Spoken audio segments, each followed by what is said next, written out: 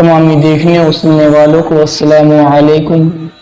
ناظرین، about life of حضرت سیدنا ابوبکر صدیق کے پارٹ 8 میں خوش آمدید۔ ناظرین، حضرت سیدنا ابوبکر صدیق کے اسلام لانے سے دین اسلام کو تقویت ملی، اور آپ چونکہ قریش مکہ میں بلند مقام کے حامل تھے اور ہر شخص آپ کی عزت کرتا تھا، اسی لیے جب آپ نے اپنے حلقہ احباب میں دعوت اسلام دی تو بے شمار لوگ دار اسلام میں داخل ہوئے۔ جب حضرت سیدنا ابوبکر صدیق نے اسلام قبول کیا، اس وقت آپ کی عمر مبارک 38 سال تھی۔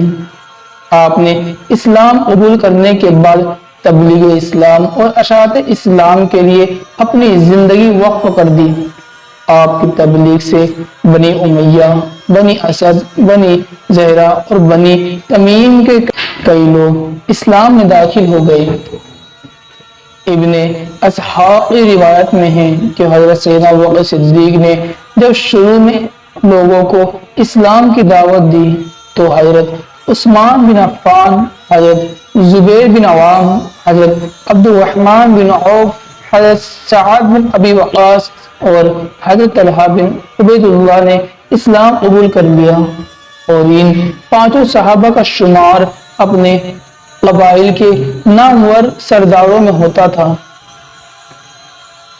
اور بعد میں یہ تمام صحابہ عشرہ مبشرہ میں شامل ہوئے جنہیں حضور نبی کریم صلی اللہ علیہ وسلم نے دنیا میں ہی جنت کی بشارت دی۔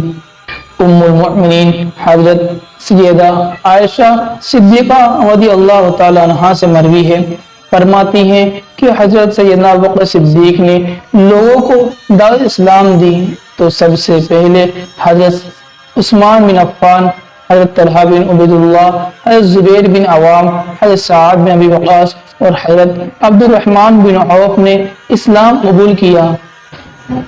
اس کے بعد حضرت عثمان بن مظعون، حضرت ابو عبیدہ بن جراح، حضرت ابو سلمہ اور حضرت ارقم نے اسلام قبول کر لیا۔ روایت میں آتا ہے کہ حضرت سیدنا ابوبکر صدیق نے اپنے گھر کے صحن میں ایک چھوٹی سی مسجد بنا رکھی تھی جہاں ابتدائی اسلام میں آپ نماز ادا کرتے تھے اور قرآن مجید کی تلاوت فرماتے تھے۔ جب آپ تلاوت فرماتے تو لوگوں کا ہجوم لگ جایا کرتا تھا۔ یہ حضرت سیدنا ابوبکر صدیق کی پرسوز تلاوت کا ہی اثر تھا کہ بے شمار لوگ دار اسلام میں داخل ہوئے۔ حضرت سیدنا ابوبکر صدیق نے بے شمار غلاموں کو بھاری معاوضہ دے کر آزاد کروایا۔ آپ نے اس مشکل وقت میں اپنے مسلمان بھائیوں کی مالی امداد فرمائی۔ حضرت سیدنا ابوبکر صدیق نے ابتدا اسلام میں 7 ایسے غلام جنہیں اسلام قبول کرنے کی وجہ سے تشدد کا نشانہ بنایا جاتا تھا بھاری معاوضہ دے کر خریدا اور آزاد کر دیا۔ ان غلاموں میں حضرت سیدنا بلال، حضرت عامر جیسے جلیل القدر صحابہ بھی شامل ہیں۔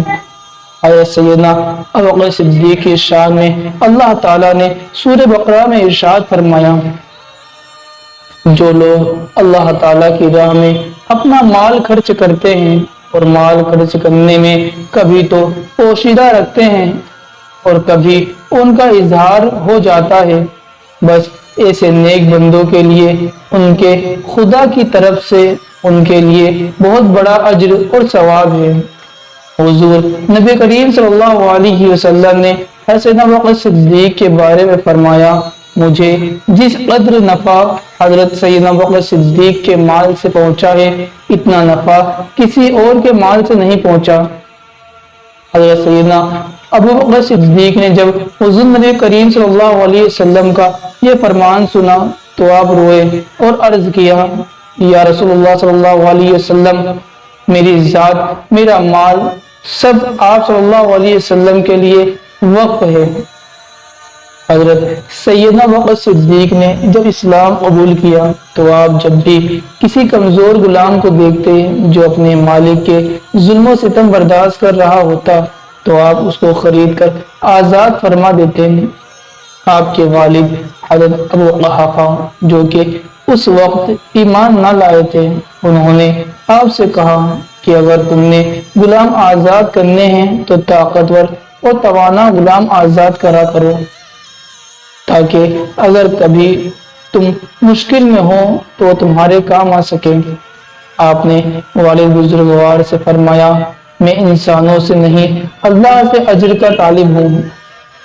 चुनांचे हजरत सैयदना अबू बकर सिद्दीक के इस कौल के जवाब में इरशाद बारी ताला हुआ, जो अल्लाह की राह में दे, तकवा इख्तियार करे और भली चीजों की तस्दीक करे, अब उसके लिए नेकी करना आसान कर देते हैं। नाज़रीन, हमारी आज की वीडियो आपको कैसी लगी हमें कमेंट में अपनी राय जरूर दें, और वीडियो अच्छी लगी हो तो वीडियो को लाइक करें। हज़रत सैयदना अबू बकर सिद्दीक के बारे में और ज़्यादा मालूमात के लिए नीचे रेड बटन पर दबाकर हमारे चैनल को सब्सक्राइब ज़रूर कर लें। इंशाअल्लाह ताला फिर मिलेंगे एक नई वीडियो के साथ। तब तक के लिए अल्लाह हाफिज़, फी अमानिल्लाह।